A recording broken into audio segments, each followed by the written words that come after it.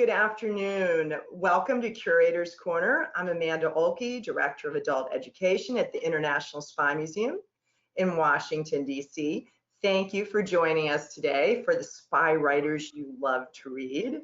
Vince Houghton, our curator and historian, will be kicking off this conversation with a really stellar panel. Take it away, sir.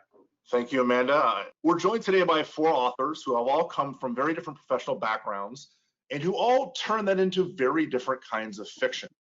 But what they have all in common, and the reason we asked them all here today, is that they all do it very well. So I'm going to introduce them, but not their full introductions, because man, these are some accomplished authors. It would take half the time to introduce all of them, the full thing. So you're just going to get a gist of who these people are.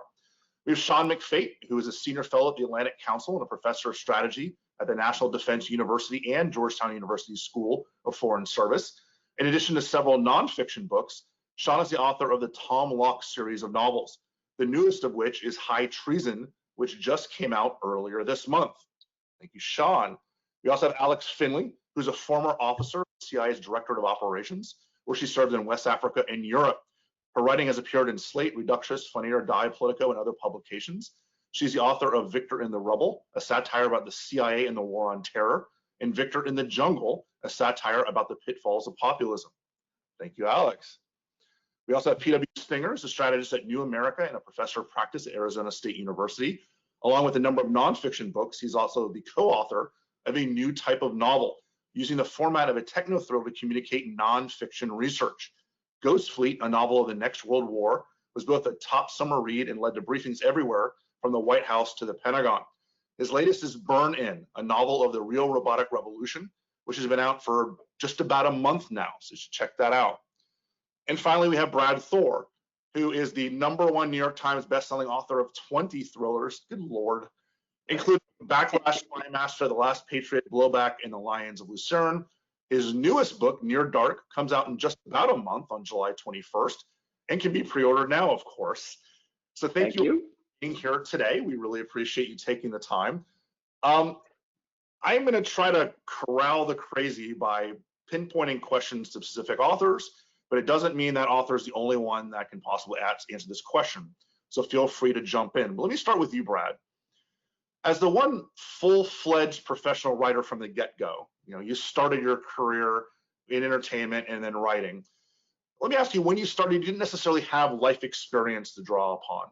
How did you go about researching for your books? How did you work to get it right? I know you've shadowed units in Afghanistan, you've done things like that. Can you talk a little bit about how you got into the business of writing this world? Great question. So Stephen King once said, and I really believe this is a great piece of advice, don't write what you know, write what you love to read, because that's where your passion is. And believe it or not, you've got a mini PhD in that genre because you've been reading it for years. Now, my dad's a Marine, no longer active. We had a very close friend of the family who was a SAC for the FBI. His last post was in New Jersey. And I had a neighbor when I was going to USC who was part of an interesting intelligence unit at Fort Bragg where they shared a compound with Delta. Before Delta built their new compound. It was called, they used to call it the Fiesta Cantina because of the buildings and stuff. And these guys, the Army had combed through the Ranger battalions looking for people who had grown up speaking German. And they recruited these soldiers and trained them and put them in Berlin so that if the Russians ever overran the wall, this was a guerrilla force that was there with radio sets plastered up behind walls and beer stubes and weapons caches and Krugerrands. The idea was they would slow the Soviets down if they ever overran the wall. And this was a neighbor of mine. So I parlayed this in another relationship with Harry Humphreys, who was one of the original plank owners of SEAL Team 6, into, listen, can I buy a beer? Can I buy a steak dinner? Can I ask you, what can you tell me about tradecraft and all this kind of stuff? So basically I went out and put together my own mini PhD, would be really overblowing it, but trying to understand what the training's like, what the situations they face and that kind of stuff. It's just on the ground, hardcore research is what it was. Sean, let me ask you about your protagonist, because I think I'm interested to know how much of you did you put into Tom Locke? Are your personalities similar? You draw upon yourself to decide which direction to take his character? You know, specific experience. Thank you. I mean, Tom Tom Locke is essentially me, but he's much more badass and a lot more damaged. I began writing fiction by accident. I was actually writing a memoir of some stuff I had been doing in Africa as a private military contractor, sort of a paramilitary for the US government. And we did some really cool stuff that the CIA or special forces would traditionally do. But my agent was like, no, no, no, Sean, if you write that, you'll be sued to death. So he said, fictionalize it. I'm like, fictionalize it? That's, very competitive. It's, it's full of people like Brad Thor and stuff like that. So, but it launched the series. And Tom Locke is me had I stayed in that world. And the purpose of the novels is to have a good time, but also to pull back the curtain on a new way that foreign policy is executed today, and that's by contract.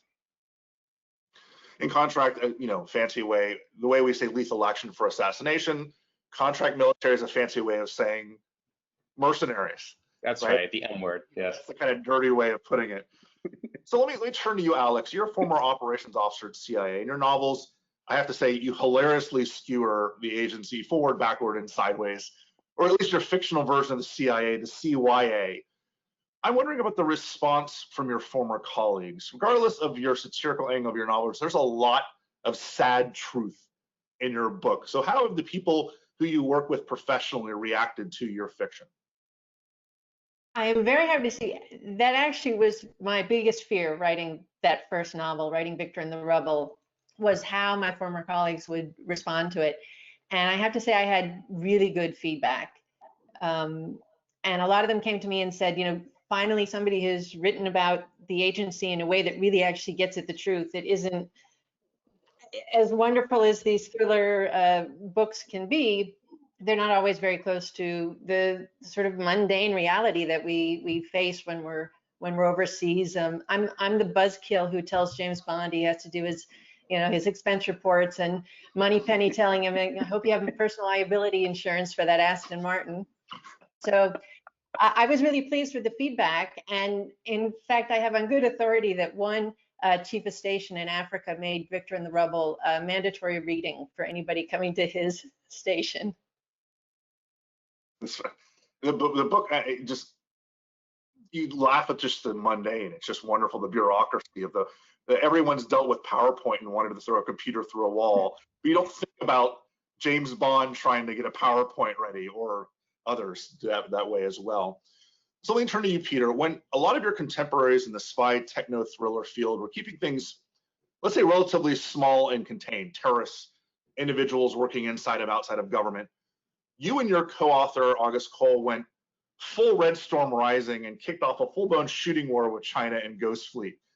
Now in Burn-In, you have AI, cyber terrorism, robotics. How do you choose your bad guy? How do you choose from all the potential threats out there, Russia and the Norks, bioweapons, whatever, who will represent your principal antagonist in the novels that you're writing? So we feel like we're serving sort of twin masters in this. One is the gods of writing and entertainment. So we try and pick what we think is going to be the most compelling story. And that's not just on your bad guys. It's also when you're thinking about your heroes. But also we're trying to share across important issues that we don't think are all that well understood. So for Ghost Fleet, when we started it, it was actually back, say 2013. And both all of the attention in the policy world was on terrorism, counterinsurgency, and we were saying, no, you have the rise of a China, you have the return to something that we'd not been thinking about, great power rivalry, even the idea of a great power war, which had been unthinkable for a generation. And that was a little bit kind of anathema, but yet we wanted to push forward with it. But the funny thing was we got the same kind of pushback from the publishing world. Most of the stories, even Clancy had gone to terrorism kind of stories, and we were saying, no, actually could go back to these big, Red Storm Rising like novels, and they would be all the more compelling because guess what? That's where the real world is headed as well. And the same thing with Burn-In. Most of the narrative around AI is around robot uprising, and yet we're living as this science fiction becomes real. And so it allows you to explore in the real world these sci-fi themes, but in kind of a manner that's more exciting because it's happening in familiar places and playing out in ways that we will all experience. And one of the really interesting things, if you follow Pete's Twitter feed, is seeing the Ghost Fleet moments being pulled out as real life actually catches up with the novel, which is set a little bit into the future. You're gonna see something similar, I expect, looking at Burn In, with the kind of Burn In moments where reality catches up with fiction.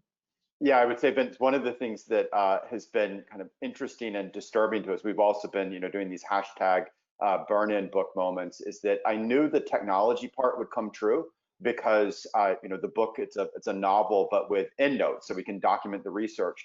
The part I was not prepared for was the dystopian aspects coming true. Like, there's a moment in the book, it's all set in Washington, D.C., and there's a militarized high fence thrown up around the White House. And it was exactly where they put it in reality. Or there's another moment that we thought would be, so dystopian, riot police around the base of the Lincoln Memorial.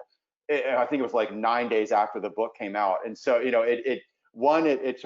that's a situation where you don't want to be like, I told you so.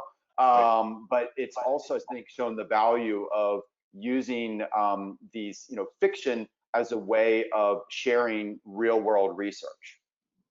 Well, I appreciate all of that. I wrote a book that included using nuclear weapons against hurricanes and saw where that got us moving forward. Let me ask a question of Peter and Brad, and let me ask you about the power of fiction. Ghost Fleet was read by a huge chunk of the U.S. NatSec community, and Brad, you're part of the Department of Homeland Security's Analytic Red Cell unit. I'm guilty, I'll admit this, of not giving fiction the respect it perhaps deserves. In what ways can fiction be used beyond its entertainment value? Let's go with Brad first. Yeah. That's a great question. I think it was Dan Brown, and Dan and I are pals, that said a thriller writer's job is to beat the headlines. So for those who are watching, listening, that don't know what the Analytic Red Cell Unit was, its name has been changed, but it's just like SEAL Team 6, the evolutions of the names, DevGru or whatever. But in the wake of 9/11, when the Department of Homeland Security was created, the federal government, before the 9/11 Commission report, realized that 9/11 happened in part because of a failure of imagination on the part of the United States government. So this problem of always fighting the next war by looking in your rearview mirror or the next threat was a problem. And so the federal government, is probably one of the most forward-thinking and aggressive programs I've ever seen them put into place, said, let's get outside the Beltway thinking and bring it into DC and bring in creative people that might not be at DIA or CIA or the NSA. Let's bring in creative people and have them work with us in trying to come up with scenarios that we might not be thinking about. Well, what are some potential soft targets in the US? What are threats to American citizens abroad, and all this kind of stuff? And it was really impressive because when you get creative people together, they're not necessarily super disciplined. So the fact that they was like, herding cats is the one thing that I always think of, but the fact that they could get people to focus and put them with all the alphabets in the soup and come up with scenarios. In fact, I remember I came up with one scenario that got a little traction inside of DHS, and then that exact scenario played out overseas. And I said to the person that I was working with there, that was kind of my contact, I said, okay, now this is in the newspaper, can I say this is one of the things that we developed? And they said, nope. What happens in the Red Cell program, I joke, it's like Las Vegas. What happens in the Red Cell program stays in the Red Cell program.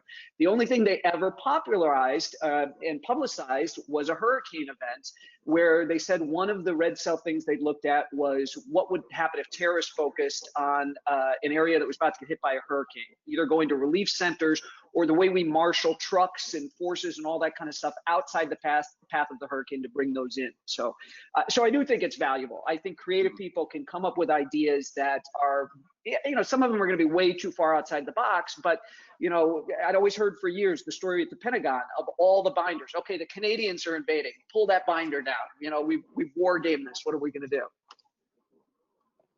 Peter, how about you? So we stumbled into this. We originally wrote Ghost Fleet mostly for the entertainment value, much like Brad was saying. We wanted to give people the kind of experience that we had personally enjoyed, reading early Tom Clancy. And yet along the way, the book ended up having greater policy influence than my nonfiction books had. As you mentioned, we're briefing at the White House, Senate testimony. It caused multiple different actual real world investigations to happen. To the Navy even created a $3.6 billion ship program called Ghost Fleet. Now, they gave us $0 out of it.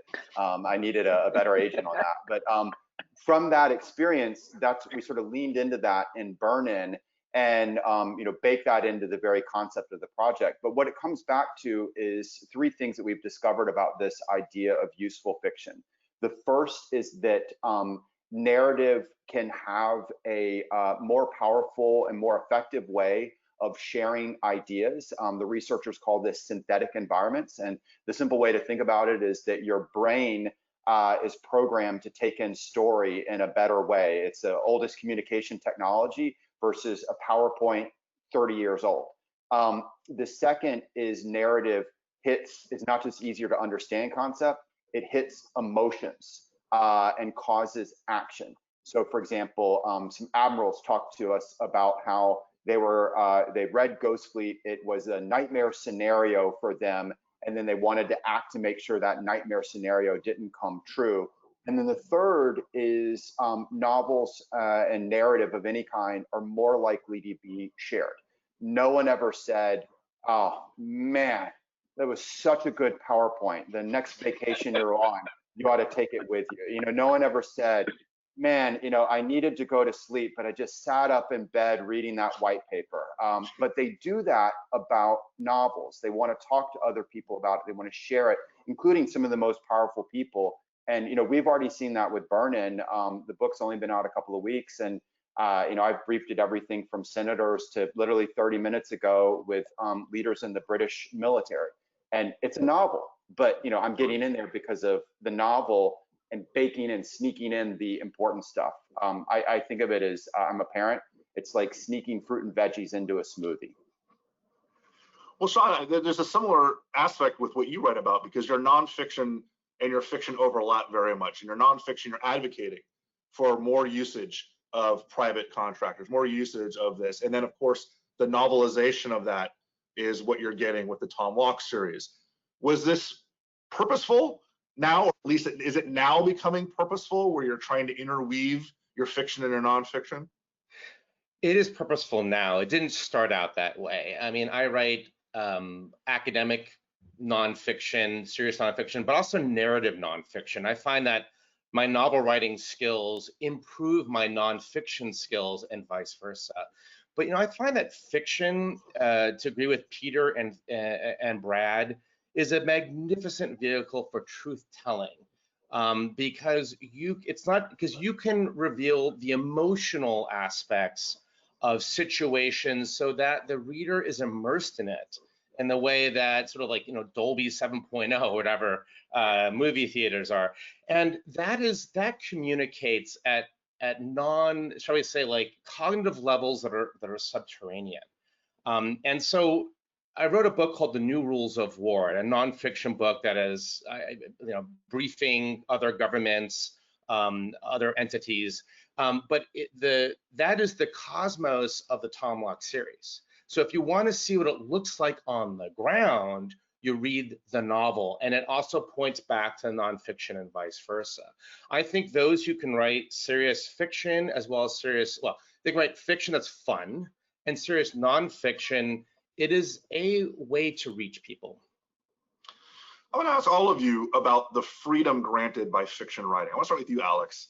One of the most ridiculously funny things about the terrorists in Victor and the Rebel is that, I'll be honest, I think they were just like us. They had the same bureaucratic BS we deal with every day. And I have to say, I found that very ballsy to do that, right? The idea is you're laughing because terrorists in a cave are having trouble with their briefing. And we're of course, we're supposed to villainize the bad guys. We're supposed to see them as others. But you put them in a position where you're almost empathizing with their bureaucratic troubles because you've dealt with it yourself. Is there a freedom that you're granted to go, I know there's absurdity, but there's of course a kernel of truth in the absurdity, but how much fun can you have beyond what kind of limitations of nonfiction when you're writing a novel like that? So yeah, it's funny you ask. I mean, the people sort of look at me strange when they say you wrote a satire of the war on terror. Like, what, how could there possibly be anything to laugh about with the war on terror? But there is. It was. I was in the agency. I joined in early 2003, so it was just after 9/11 and just before Iraq. So it was a very strange time, and eventually we had the Iraq War and then the 2004 intelligence reform. So everything was changing and moving at the time. And it was a lot of dysfunction and a lot of absurdity. And so the question is, well, how do you deal with that? And not just me, but I had a lot of friends who were in these positions and in, separations and going through a lot of hardships. You have to process it somehow. And I guess it's that laugh or cry thing. And I decided that satire was a good way to deal with it. And like what the other author said, I found that fiction was a good way to help me highlight a lot of the truth of it without giving away also anything classified. I still have to run everything I write through the Publications Review Board at the CIA. So, I wanted to be able to explain a lot of these crazy things that I had seen. And then putting the terrorists in the positions that we were in, that was really what I wanted to do. I took our bureaucracy, I put it on the terrorist organization and said, well, let's sort of see what happens. And it doesn't go very well, like you said. I mean, you're kind of rooting for the guy at the end. You feel a little bit bad for him. Well, and that's what I want to ask you about. I mean, I think that's it's rare. There's so many kind of black and white cut and paste bad guys in a lot of the thrillers that are out there, not obviously by the four of you, because we would have you here otherwise. How do you avoid that?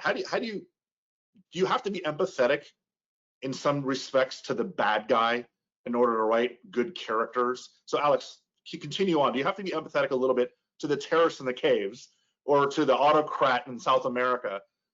Get inside their shoes and think about them in order to write an effective bad guy.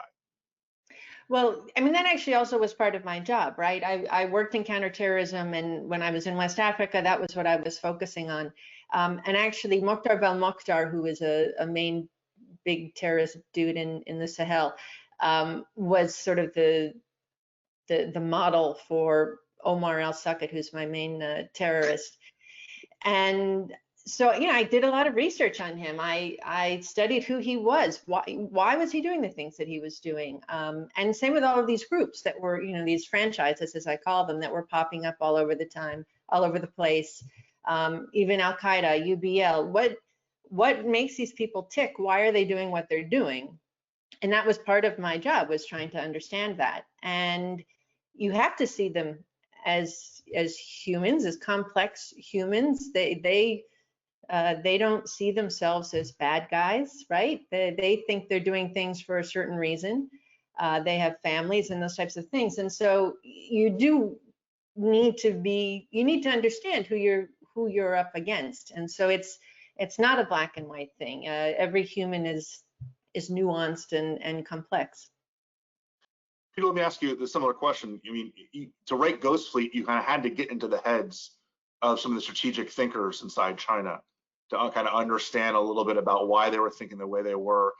And does that take lots of research, or you just kind of get a general idea and roll with it there?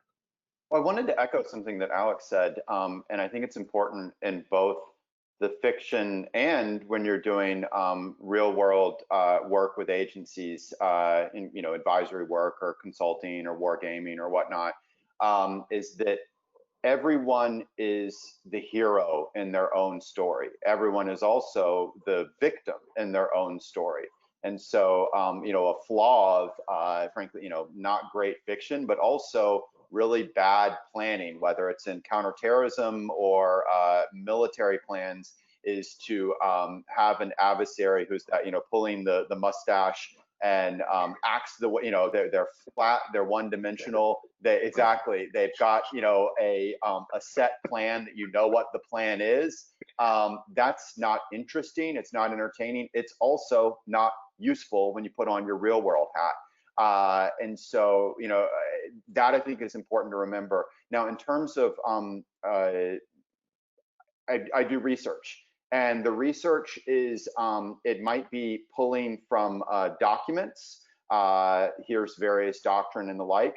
It's also like you would do is, it's research in terms of sometimes it's interviews, and you're trying to not just get facts, but little quirks of characters, the way they talk, a little mention of a phrase, the way they sit. You're trying to pick up those little details that sell a scene.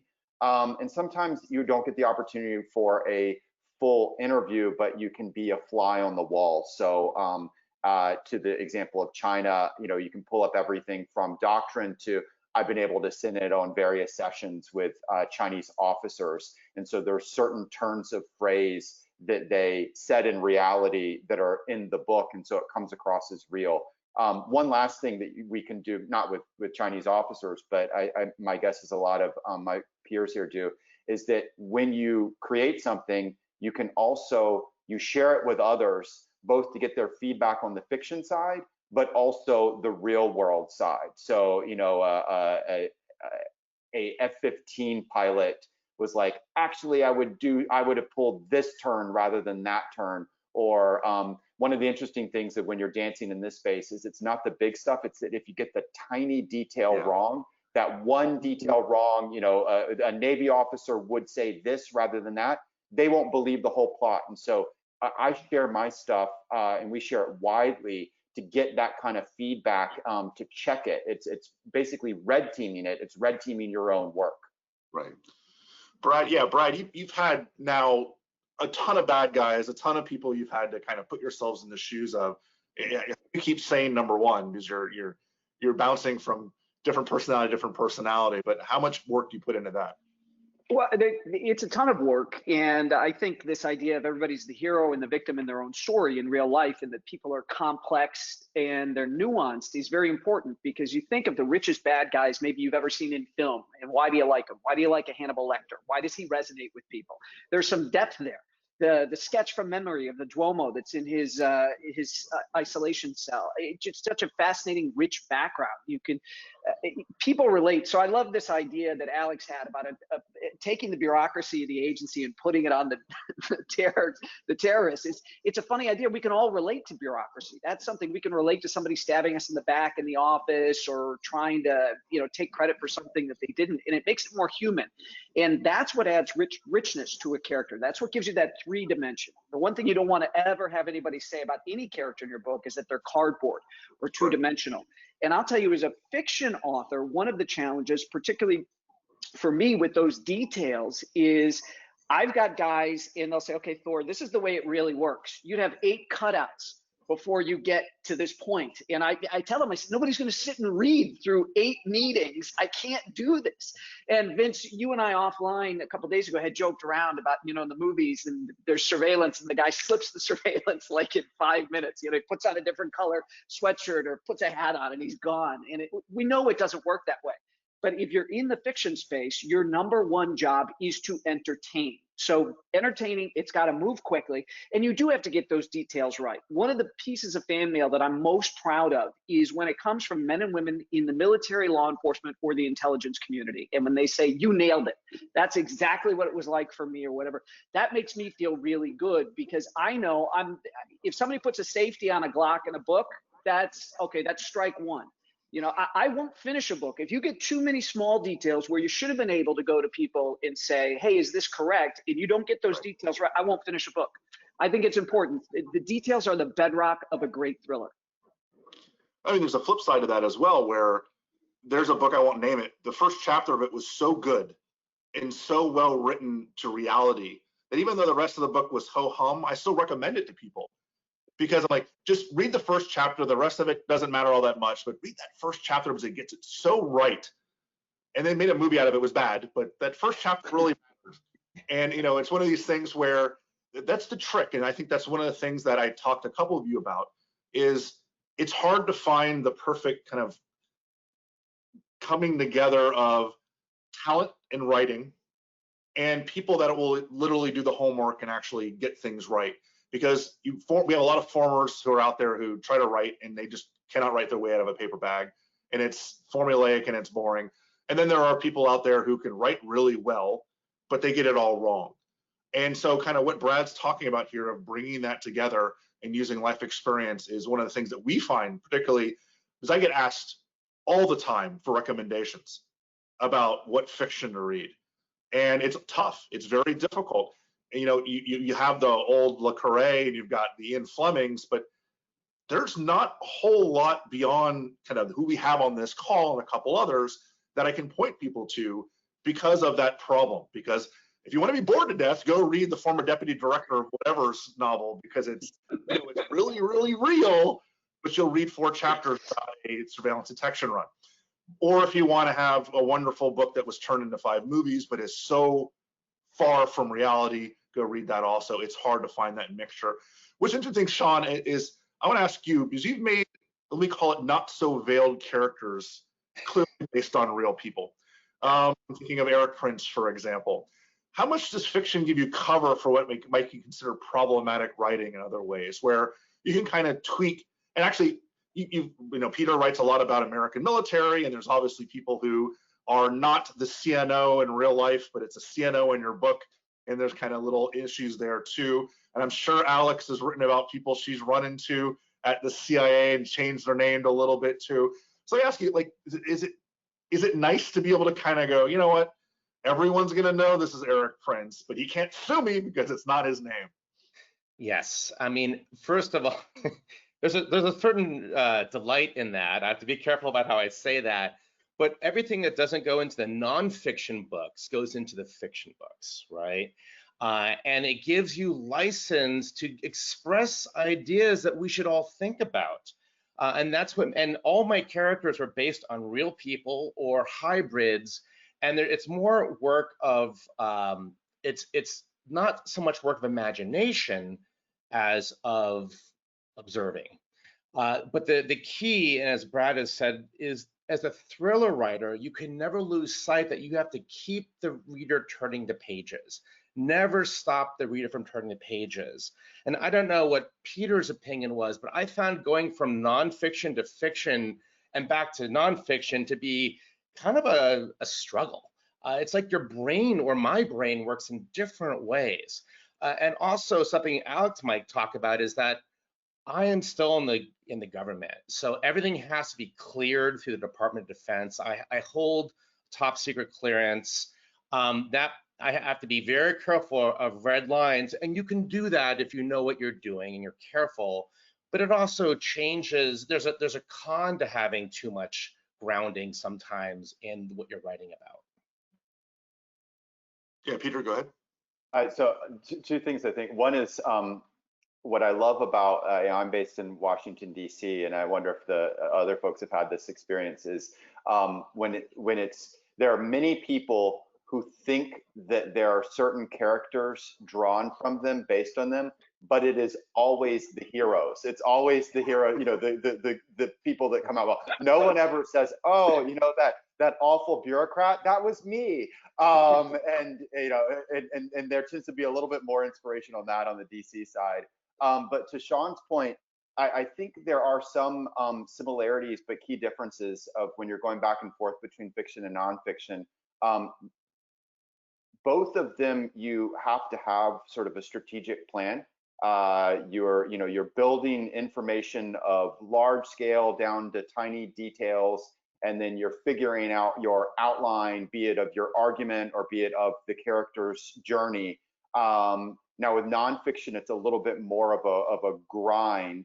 But the difference I found between fiction and nonfiction is those wonderful moments of inspiration that hit you in the most random places. It might be out on a walk, it might be in a shower, it might be in a conversation, and you get that little spark of a breakthrough moment of, ooh, the character is going to do this, or oh, we just solved how the character gets out of the locked room, so to speak. With nonfiction, you don't have those lightning bolt moments. It's more about just kind of pounding through the topic, and that to me is sort of the difference of it, and why frankly writing fiction is more fun to me personally. I still do both, but it's the one that I find more enjoyable. Yeah.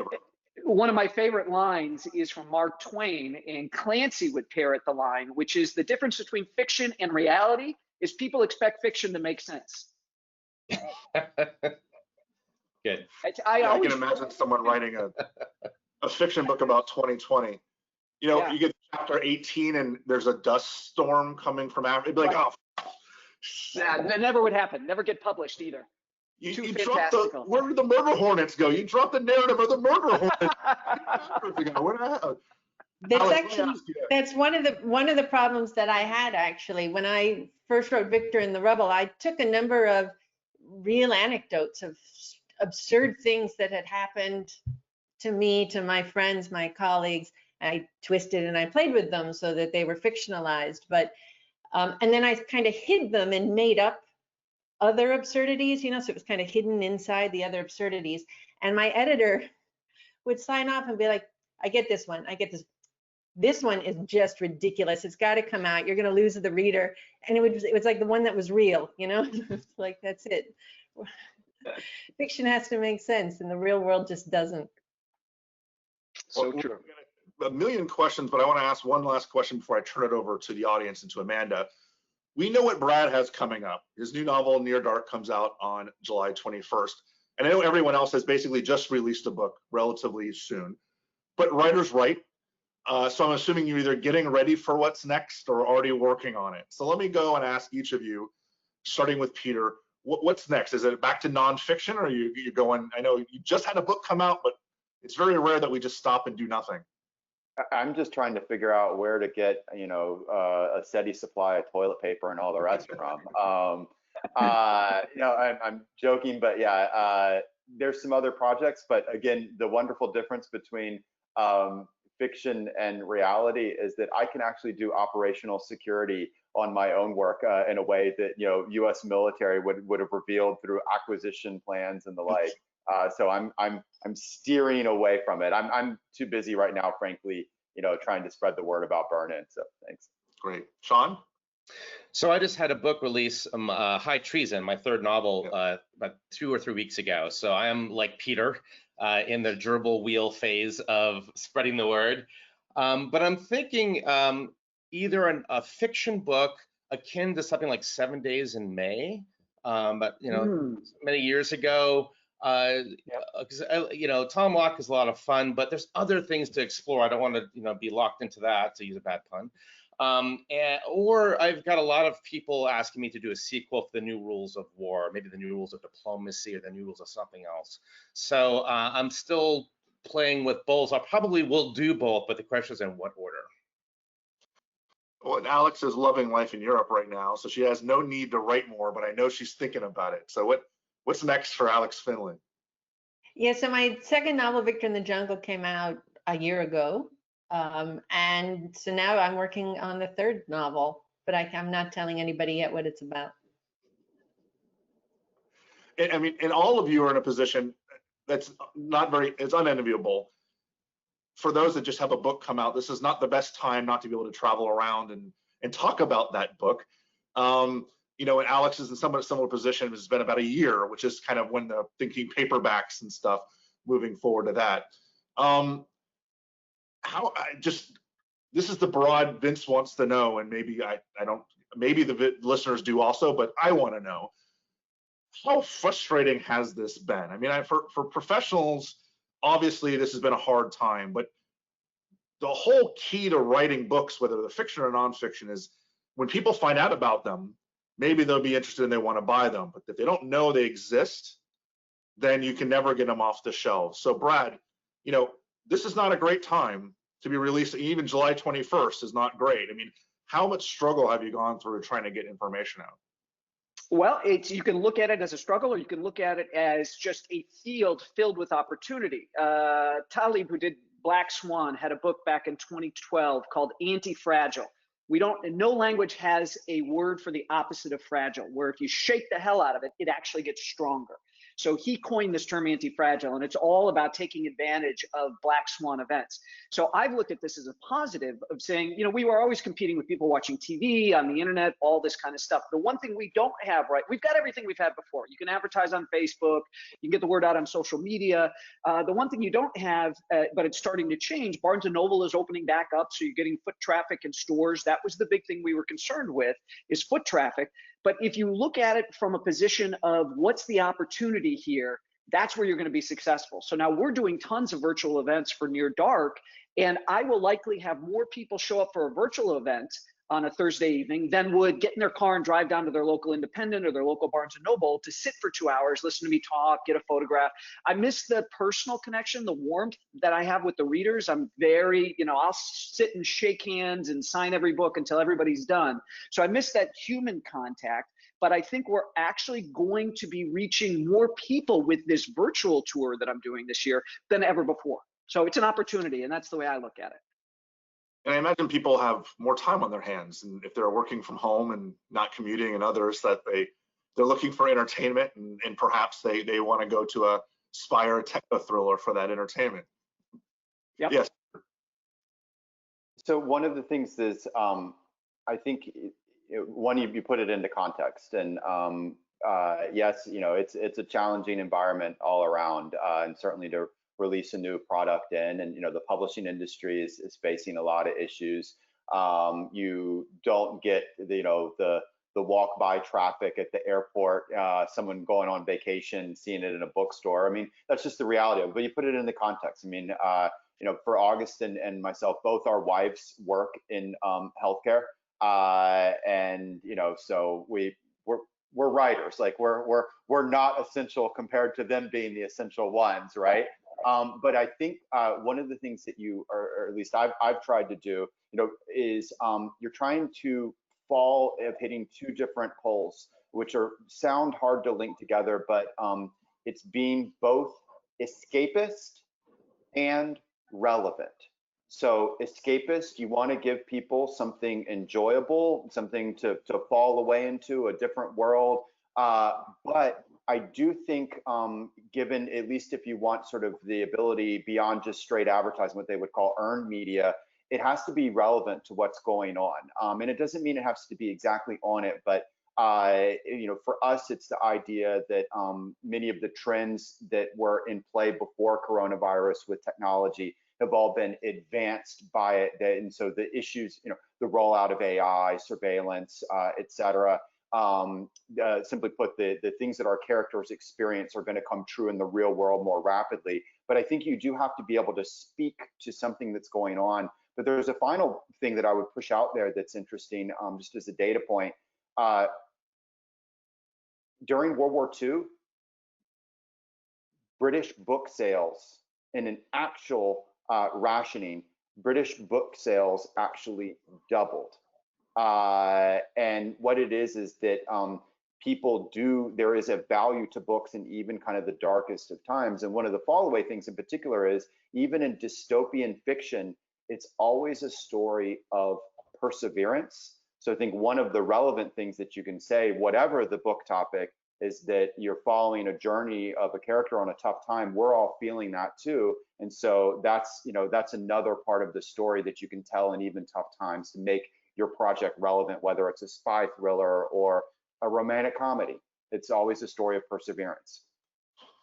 Well, I could ask another 50 questions, but I know the audience is going to have some. So let me bring Amanda Oakey back on to ask to some of the questions from the audience that have been sending them in. There's Amanda. Hello. Take over a little bit here. Hi. So since we were mentioning the pandemic, someone asked a question about how would the pandemic, do you think this is something that is ever going to be useful in fiction, in thrillers, like this pandemic landscape? I know we're all still in it, but or is there going to be any appetite for that? That is a broad question. Alex. I think actually, yeah. I mean, I am now writing my third novel. I actually started it during the quarantine, and one of the hard things about starting it was what you guys were all referring to before, is this going to be relevant post coronavirus? Like, what I'm writing about, is it even going to matter anymore? But I think it's actually laying a really interesting landscape. I think there's it makes us think about bioterrorism differently, and maybe there are themes that you can play with there. But also I wrote an article with a former colleague, David Priest, about how do you spy when the world is shut down. David. And when all of these lockdowns came in, what does an operations officer do? But we have to keep getting information, right? And especially there's been a lot of concern. What's the origin of the virus? How do we get that? When you cannot go out and meet a source, you can't travel anymore. You're not doing brush passes. You're not doing brief encounters. You can't do any of this. So how do you spy in that kind of a world? And I think that actually, that's a fertile ground, I think, to dig into for fiction. Yeah, I saw you, Brad. I would say, like, we as a museum haven't even started thinking about that yet. Like, I know we're going to have to start thinking about like the impact of the coronavirus on the broader national security intelligence world. We just haven't really had the time to kind of hunker down. So it's interesting to hear you say that, Alex. Brad. So I'm going to combine what Alex and Peter have both said. So I've done 2 novels that dealt with, so one was bioterrorism, my book Blowback, and then Code of Conduct was about a virus. And so what's interesting is at those times we weren't dealing with those things. So Alex is absolutely right. If you're supposed to be 6 feet apart from somebody and you're wearing a mask, I mean, all these things we think about, brush passes and in meetings in different places, how do you do that? So to Alex's point, absolutely right. And to link it to Peter's point, I'm not going to write in a post-COVID world because I think for the next year or 2, people are still going to want that escape. And that's what I'm in the business of selling is escape. It's book in the hand, toes in the sand. I want you to forget about everything else. So I'm not going to touch this the same way I never touched bin Laden because I knew eventually he was going to end up dead. And I don't want to have a book coming out and it's corona, and there's a vaccine and corona's gone or it's disappeared like SARS. So I'm staying away from it for the next couple of years at least. Peter? No, I think what we've seen both in the pandemic, but also in the wave of protests following George Floyd's killing is a surfacing of issues and trends and frankly weaknesses and divisions that were already there, just kind of making it more self-evident, whether it's the, to link to Brad's point, whether it's the fragility of the US healthcare system or, obviously police killings. But what I'm getting at is that I do think one of the effects that we all, both as a nation, but also as writers are going to have to deal with is that these issues have been surfaced. They're in your face now. There's and cutting through all of them, whether it's the idea of these new technology trends to healthcare to whatnot, is I tweak a little bit, Brad.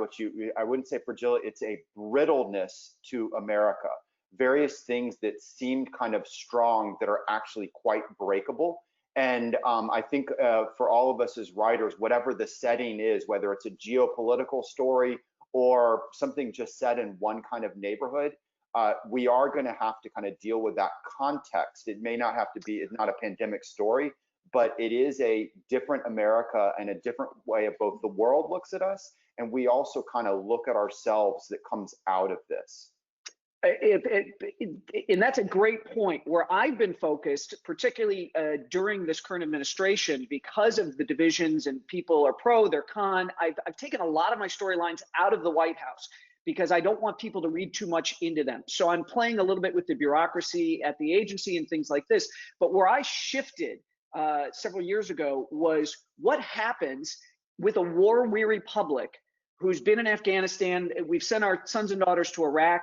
And what happens if a small Baltic state gets invaded by the Russians, one of our NATO partners? We have that Article 5 in the NATO Charter, an attack on one is an attack on all.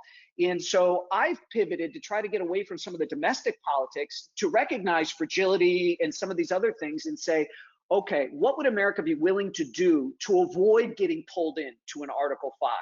That way I can encompass everyone without really appearing to come down on a side politically. So I know just as a pure fiction author, I've really had to be careful about how I'm threading the needle because, again, I don't want to turn people off. I want to turn them on. I want them to flip those pages and have a great read. Another question about, really what's happening today. How do social movements affect you all, impact you all as writers? Are you feeling a need now to have more diverse characters? Have you been feeling that need? Or do you just, go with what is selling? Sean, this is a great question fiction for you is the areas that you operate within your books and reality. Yeah. So my fiction is closely based on things I've done or know about. It's not just pure imagination. And one of the things that I've really striven to accentuate are strong female characters in the thriller genre, because for decades, many authors, not on this call obviously, female characters have been stock characters, right? They really haven't evolved much yet. I know women from the field, and women like Alex and others, right, who are strong heroes in their own right, and we need to think about this differently beyond the mold. And I use fiction again. It's not just to tell about current events. It's also to inform us with a mirror. How do we think about ourselves and our society? Can I check? Oh, sorry, Alex. Okay. I think it's an interesting question, actually, because I've been asked the question. My protagonist is Victor Caro. He's a man. And then people have asked me, well, why didn't you make your protagonist a woman? And while I understand the writing to escape and all of that, I also was trying to highlight some of the reality of what it is to work inside the bureaucracy. And I started Victor in the Rubble actually with a female character. And she was running into problems that I wasn't interested in dealing with yet. I actually think that women officers have to juggle things differently sometimes than the men do, and it was simply going towards subjects I wasn't prepared at that point to write about. I didn't want to be writing about it, so I made the conscious decision actually to change and to make a male protagonist. Peter? It's interesting.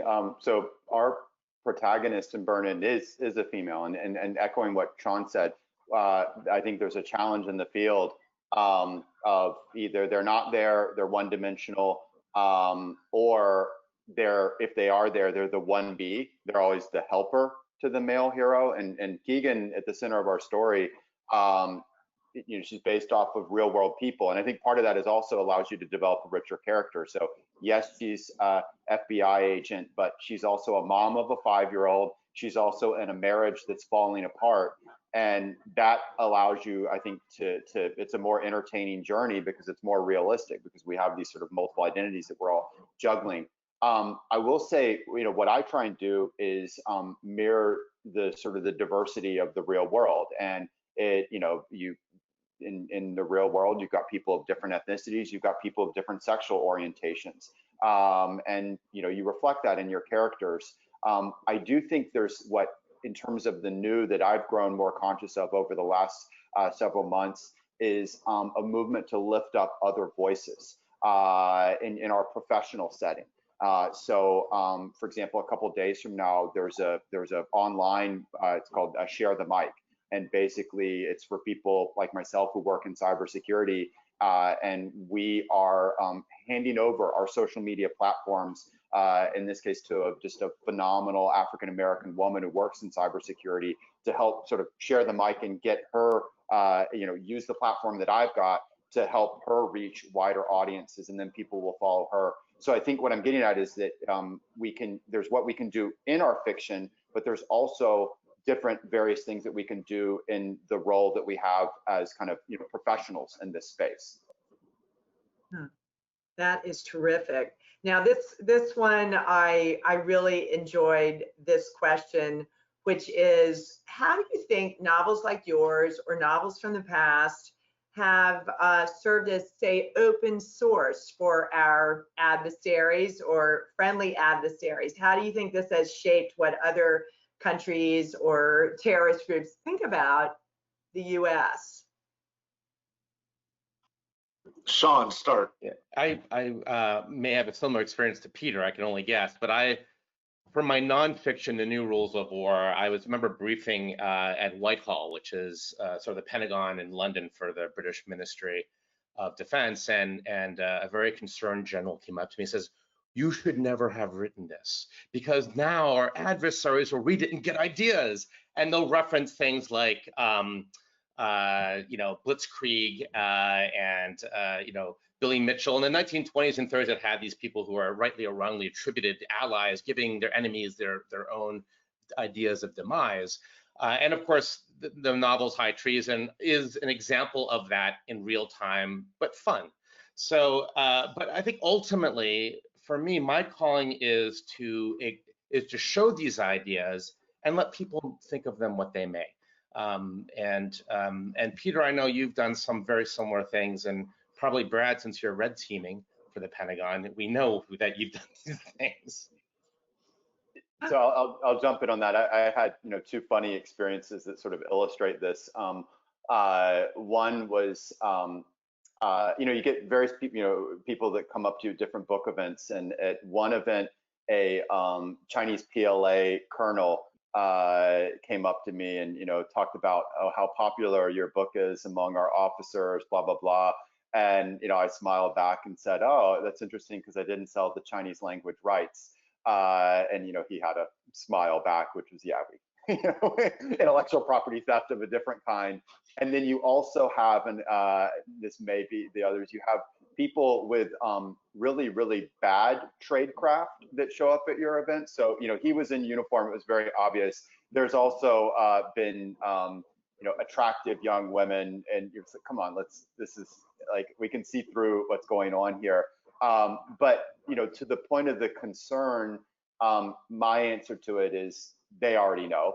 And so like as an example, we in Burn-In, there is a cybersecurity vulnerability in water treatment plants that the bad guys go after. I'm plot spoiling a little bit, but it happened in Israel 2 weeks ago in reality. It wasn't because someone read the book and that quickly deployed. It was a known vulnerability among bad guys. What we're doing just is surfacing it for people on the defender side to be aware of it, talk about it, do something about it. And so in many ways, what besides entertainment, when you move over to the useful fiction side, what you're trying to do is not prediction but prevention. All right, we have a ton of questions, and I want everyone to know we will do our best to email the list to all the authors. They're very particular ones, but this seems like a nice final question. We'll run over a couple minutes so everyone can answer this, but of course, what advice would you give to young authors starting out in this genre? Brad, start us off. So one of the greatest lines I've ever heard, and I share this with every young author I meet. I ask them a question. Do you know what the difference is between a published author and a non-published author? The published author never quit. And you need that special operations mentality. It is all about your determination, your grit. Don't quit. Have the sensory acuity to be able to take constructive criticism so you can make your craft better, but don't quit. That's the difference. And I would encourage people, it's a siren song to just go self-publish someplace. But if you're good, stay at it. Try to get with one of the big publishing houses. Just keep hitting it, keep hitting it, keep hitting it. And final thing, whenever you read agents, when you query agents, the agents will say, only query one agent at a time. That is the worst piece of advice you're ever going to get, because it could take 3 months for an agent to get back to you. Pick the top 10, top 15 you love and shotgun them. Whoever gets you first is lucky. Don't let them set the rules. You set the rules. Wow, that was tough. Who else? Alex. I would say the best is just write and don't censor yourself and just keep going. Like Brad said, it's just, we all have it in us to do it. So if you like it, just do it. Sean. I think writing is a two-step process. It's throw up, clean up, throw up, clean up. And I joke that some people ask me, like, well, how do you write, nonfiction and fiction? And I say, well, for serious nonfiction, it's up early in the morning, lots of coffee. For fiction, late at night, scotch. There you go. I like that. And Peter. Study the fiction that you love and pull back and think about why do you love it. And it might be the overall themes, it might be the little moments in it. And when I say fiction, I mean not just novels, but of any form. There's a scene in our book that came out of me sort of wrestling with what I love so much about Tarantino movies. And so again, we're all readers first. So if you love this style, this approach, this little detail, if you bake it into your work, then it's going to be all the more compelling. Fantastic. Wow. This was so fun. I enjoyed listening to you all chat with each other as well. And as I said, tons of questions. We will send those to you to answer as you wish, or avoid as needed. Nothing terrible in there. Thanks to all of our wonderful audience for being here. And the exciting news is that the Spy Museum is open. We reopened on Monday with lots of safety protocols. Our shop is open, so if you'd rather go there to buy any of these books, you can do it, but there's our website and other websites. So anyway, we will still be doing virtual programming, not as much as we have been, but cool stuff like this. And next Thursday at the same time, we're going to have a conversation about race in the intelligence field with a couple of our board members and other close friends from the community, Malcolm Nance, Mel Gamble, Daryl Blocker, and Cassandra Chandler, different agencies, and their experiences through their careers. I think that will be really meaningful. So just check our website and come to the virtual programs. And we were saying we don't have to ask people anymore, are you a risk taker? We'll know if you're ready to go to the Spy Museum. We know you're ready to accept your mission, and you can always donate to keep us afloat through our Mission Resilience campaign. Can I jump in really quickly and say, if you like any of these authors, I've podcasted with all of them, and I will podcast with Brad before his book comes out. There's a couple with Sean, there's one with Alex, there's one with Peter on Ghost Fleet, and we might do it again sometime in the future. So go to Spycast, you can have your long conversations one-on-one with each of these authors. And again, Brad, that'll come out right when his book comes out, to hear about what's happening with Near Dark. So thank you. Thanks, everyone. Take care. Everyone stay well. Thank you.